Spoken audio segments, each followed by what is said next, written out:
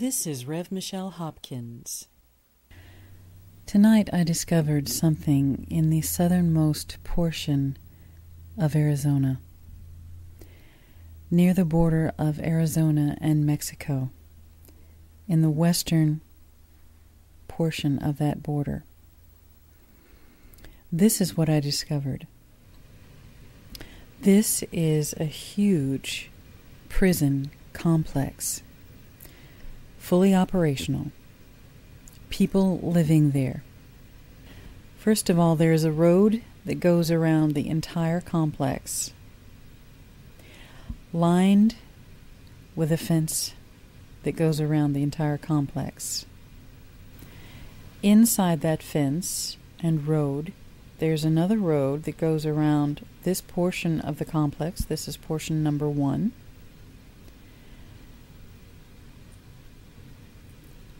Inside that road is another fence line.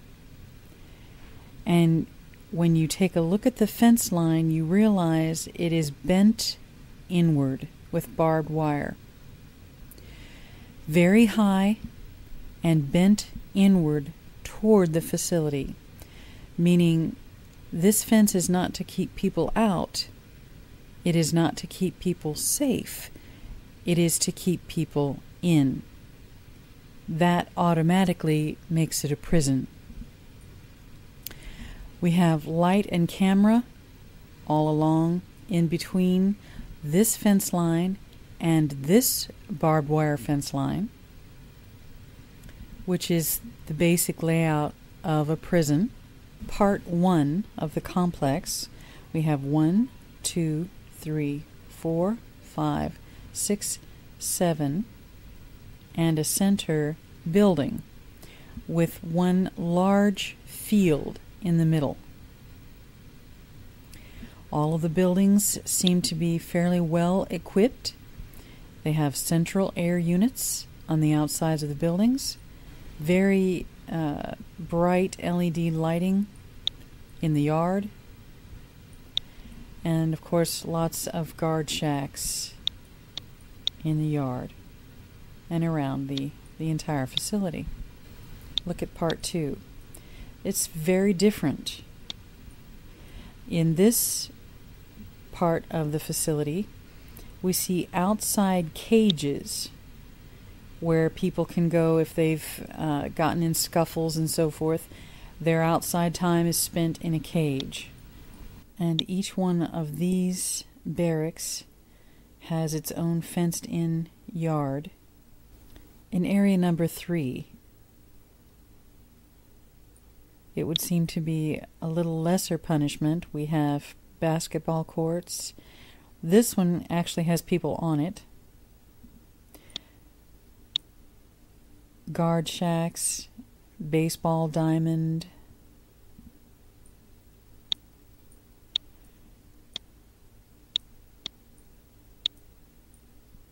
Each building has its own fenced-in area, as well as the main yard. This is a massive prison facility.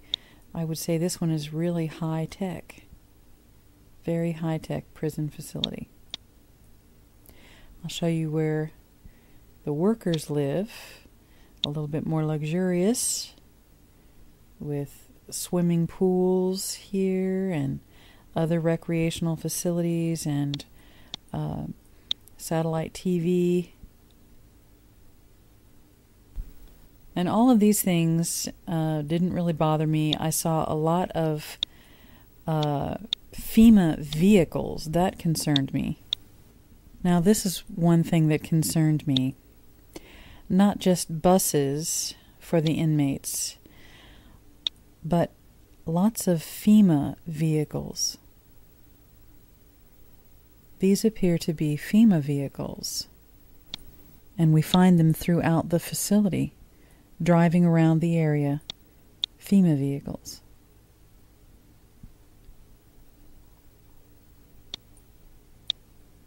Like that. Lots and lots of Fema vehicles. both prisoner transport vehicles that are FEMA and individual agent vehicles. That concerned me. Number one, this facility is not listed among the prisons in Arizona, though it is very prominent prison out in the middle of the desert east of Yuma, Arizona. Now, associated with this prison, across the road are these very strange fields. When I looked at them, they're pits of some sort, fairly deep, I'd say about 6 feet deep or so, 8 down and 8 across, with some in the middle, with a huge long pit in the middle, so deep that water has seeped into it.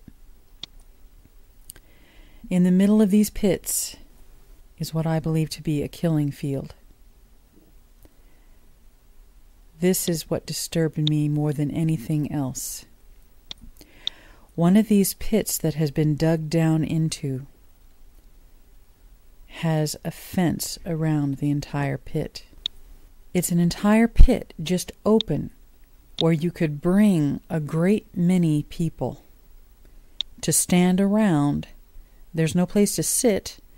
There's no place for recreation. There's no one digging there. The only thing in this pit, besides one lamp giving light to only this area of the pit, is this structure. Now realize this is smaller than one of those FEMA vehicles. That's how zoomed in we are. This is about the size of a FEMA bus. It's not as tall as this light outside the fence line that is showing only on this area. Now, as we zoom in a little bit, we see this structure laying down flat. This is a platform. This is a light with a shadow. In front of this platform is another pit, a spill pit. What we see right here seems to be a slab, perhaps a slab a person could lay on for punishment. The only punishment, it seems to me, that could be meted in this great huge field with nothing but standing room, one light, one instrument of torture or death, would be a guillotine. This looks like the plank the person lays on. It turns down and is pushed into the guillotine. The person's head goes here, and if you look down on the ground already, it would seem that this may have already been used once or twice. Where are the bodies? Perhaps they have already been packaged. Now, we have in this country states that allow beheading as part of capital punishment as a choice for the person who is being punished so that their organs can be saved for transplantation. Arizona is not one of those states. Lethal injection for persons sentenced after 11/15/92, and those sentenced before that date may select lethal injection or lethal gas. Those are the only two forms of capital punishment Arizona offers, which tells me that there's a reason why this prison is not on the map as far as being a state prison in Arizona. It's not even listed as a prison. It's just there. Let me introduce to you the Illuminati card game's method of New World Order tax reform. A famous, rather vulgar comedian came up with a song saying that there is a death that both Jews and Christians could really appreciate. But instead of using an axe to chop off their heads, they should use a hacksaw. In Revelation 13, we are told, the beast, that is the Antichrist, was given a mouth to utter proud words and blasphemies, and to exercise its authority for 42 months. It opened its mouth to blaspheme God, and to slander his name and his dwelling place, and those who live in heaven. It was given power to wage war against God's holy people. The Antichrist, my friends, is going to be waging war against us, God's holy people. If you believe in Jesus Christ, if you are a blood-bought, born-again believer in Jesus Christ, if you follow God, it says in Revelation 13, the Antichrist is going to have power to wage war against us and to conquer us. It says in verse 7, it was given power to wage war against God's holy people and to conquer them, and it was given authority over every tribe, people, language, and nation. All inhabitants of the earth will worship the beast, all whose names have not been written in the Lamb's book of life, the Lamb who was slain from the creation of the world. That verse does not say that every person who is living on the earth is going to worship the beast, and therefore the only people that are here on the earth are non-Christians. That's not what that verse says. That verse says, all those whose names have not been written in the Lamb's book of life will worship the beast. Because we're told in the very verse in front of that verse, those who believe in God and follow Jesus Christ, the holy ones of God, they are going to be martyred. Verse 9, whoever has ears, let them hear. If anyone is to go into captivity they will go. If anyone is to be killed with the sword, they will be killed. This calls for patient endurance and faithfulness on the part of God's people. My friends, we are going to be here for the duration. In Revelation 6, during the 5th seal, those who were martyred for the Lord were told to wait a little while longer until the full number of their fellow servants, their brothers and sisters, were killed just as they had been. And this is in the 5th seal of Revelation during the Great Tribulation. Folks, we are here being martyred for the Lord during the Great Tribulation. Jesus comes on the last day, at the last trumpet. That is when the dead in Christ rise. That is when we go to meet him in the air and go with him to Jerusalem for Armageddon.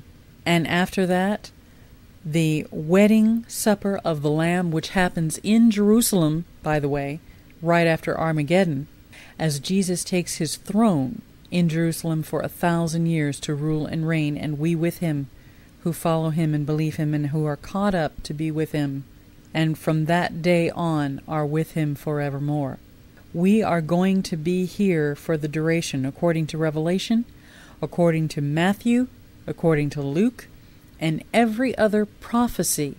We are here when Jesus returns on the last day at the last trump. We are here when the Antichrist is warring against God's people. We are God's people. We will be warred against. Even as God's wrath is coming down upon them, their wrath will be coming down upon us. They will be conquering us. But praise be to God, we are greater than conquerors in him, because greater is he that is in us than he that is in the world. This is Rev. Michelle Hopkins. Thank you for watching, and God bless you.